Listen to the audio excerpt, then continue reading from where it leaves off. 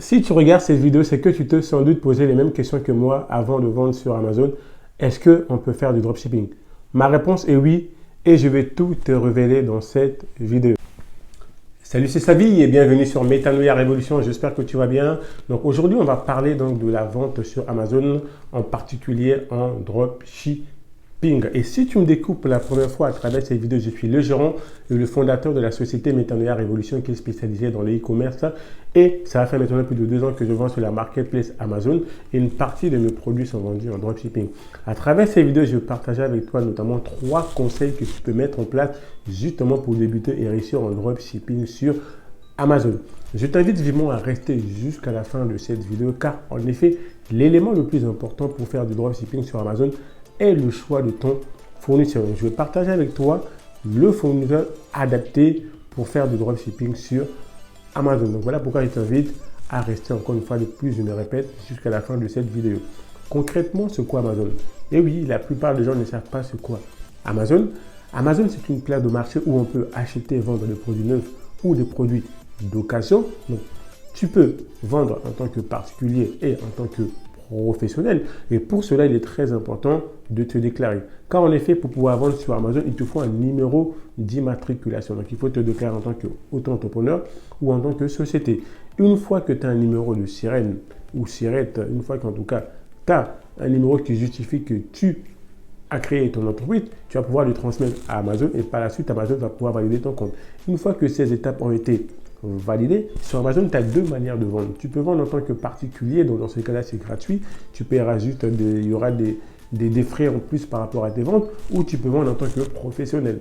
Donc l'abonnement est à 39,99 € TTC. Donc mon premier conseil, justement pour faire du dropshipping sur Amazon, est bien évidemment le choix de ton fournisseur. Il est très important. Il faut que ton fournisseur soit adapté par rapport aux renseignements que tu as transmis à Amazon. Si ton compte est basé en France et que le lieu d'expédition de tes colis est en France, il faut que ton fournisseur aussi soit basé en France. Car si Amazon se rend compte que tes colis sont expédiés de Chine ou d'ailleurs, ton compte risque forcément d'être suspendu. Et il faut vraiment te garantir que le fournisseur que tu vas choisir, qu'il ne mette pas justement, il ne faut pas qu'il y ait des factures qui sont mises dans les colis que tu vas expédier à tes clients, car ça sur Amazon c'est interdit. Il ne faut pas que qu'il y ait le prix qui soit marqué dans le colis, qu'il envoie une facture, ça peut t'amener justement à ce que ton compte soit suspendu. Il faut aussi te garantir que justement le carton par lequel ton fournisseur va expédier les colis à tes clients qui vont t'acheter sur Amazon, mais qu'il n'y ait pas le nom d'une marque autre qu'Amazon. Il ne faut pas que ça soit, qu'on voit en gros que le colis vient de Auchan ou que le colis vient de Cdiscount. Il faut te garantir vraiment que tous ces éléments-là ne soient pas vraiment visibles ou ne soient pas marqués quand ton fournisseur va envoyer le colis Amazon. Et si jamais tu as un fournisseur, malheureusement, qui lui met les factures dans les colis, ou si tout simplement il y a le nom de la marque qui est indiqué sur le carton, il y a un moyen de faire face à ça. Tu peux soit ramener le colis chez toi et puis par la suite enlever la facture et mettre un autre emballage. Bon, c'est vrai que ça va encore allonger les délais.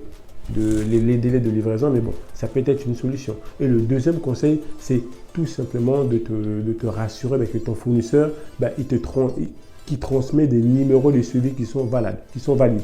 Parce que sur Amazon, pour pouvoir valider l'expédition d'une commande, il faut que tu aies un numéro de suivi valide. Si tu ne transmets pas les numéros de suivi, tu ne peux pas valider une commande. Bien évidemment, tu ne peux pas le valider parce que tu n'as pas de numéro de suivi. Et si jamais tu transmets un numéro de suivi qui n'est pas valide, Amazon va s'en rendre compte et ton compte risque d'être pénalisé. Car forcément, il y a des tuyaux notés par rapport au numéro de suivi valide. Donc voilà pourquoi je te conseille, vivement mon deuxième conseil, de te garantir que ton fournisseur, il transmet des numéros de suivi valides et surtout qu'il expédie les colis, les commandes en temps et en heure. C'est très important de respecter les délais de commande sur Amazon. Parce que si au fur du temps, ton fournisseur n'expédie pas les colis en temps et en heure, ton compte il risque d'être suspendu. Voilà, bien respecter les délais d'expédition et surtout avoir un numéro de suivi valide pour pouvoir justement envoyer tes colis. Et le troisième conseil que je peux te donner pour réussir en dropshipping sur Amazon, c'est tout simplement de bien choisir tes produits avant de vendre. Sur Amazon, tu ne peux pas vendre tout et n'importe quoi. Il y a certains produits qui sont des marques, tu n'as pas le droit de revendre de marques. Bon, il y a ce qu'on appelle sur Amazon, en tout cas, le registre des marques. Donc, il y a certains produits qui sont enregistrés comme marque sur Amazon. Et si tu vends les produits que tu n'as pas le droit de vendre sur Amazon, ton compte aussi risque d'être suspendu. Et voilà pourquoi je te conseille vivement de prendre le temps, avant de mettre un produit en vente sur Amazon, de regarder si tu as bien le droit de vendre ce produit sur Amazon. Et si tu respectes ces 3 critères que je viens de te citer, tu peux t'en sortir sur Amazon, tu peux réussir à faire du dropshipping sur Amazon. Vraiment, comme je l'ai dit précédemment, faire attention qu'il y ait une cohérence entre le lieu de l'expédition de tes colis que tu as inscrits sur Amazon et ton fournisseur. Vraiment, que tu aies toujours des numéros de suivi qui sont valides. Et 3, que les produits que tu mets en vente soient des produits dont tu as le droit de vendre. C'est très important. Si tu respectes ces 3 critères-là, il y a de fortes chances que ton compte ne soit pas suspendu et que tu réussisses à vendre sur Amazon.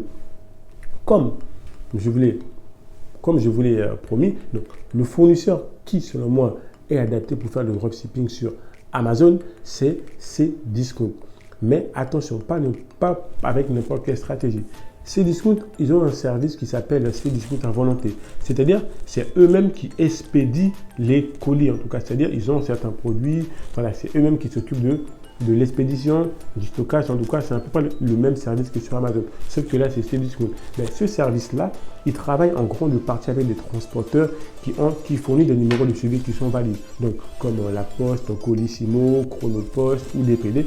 C'est vraiment un service qui travaille avec ces fournisseurs-là, qui fournissent des numéros de suivi, comme j'ai dit précédemment, qui sont valides. En plus, les colis sont expédiés très rapidement. Donc, si tu arrives à trouver des bons produits winners qui sont vendus par Cdiscount à volonté, il y a de fortes chances que tu n'aies pas de problème par rapport aux 3 critères que j'ai cités précédemment et que tu réussis sur Amazon.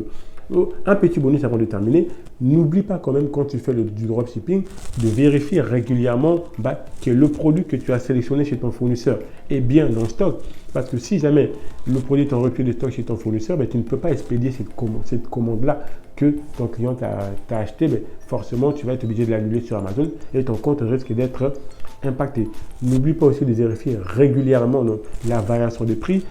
Aujourd'hui, tu peux trouver le produit que tu as trouvé chez ton fournisseur peut-être à 10 €, mais demain, le prix peut augmenter, peut passer à 20 €. Vérifie régulièrement le prix pour pas que ta marge soit impactée. C'est très important de respecter aussi ces 2 éléments-là pour pouvoir réussir un dropshipping. Si jamais tu veux découvrir d'autres manières de vendre sur Amazon, en dessous de la vidéo, tu auras un lien justement qui te permettra notamment de te former pour vendre en private label, donc en Amazon FBA private label, qui est une autre stratégie, une autre méthode que tu peux mettre en place pour vendre sur Amazon. Ça sera tout pour cette vidéo. N'hésite pas à t'abonner, à liker, ça me fera un grand plaisir. Et si tu as des questions, n'hésite pas à les poser en dessous de la vidéo. Et n'oublie pas, la seule limite que tu peux avoir dans la vie est celle que tu te fixes toi-même. Mets-toi en live. On reste connecté. Je vous dis à la prochaine vidéo. Ciao, ciao.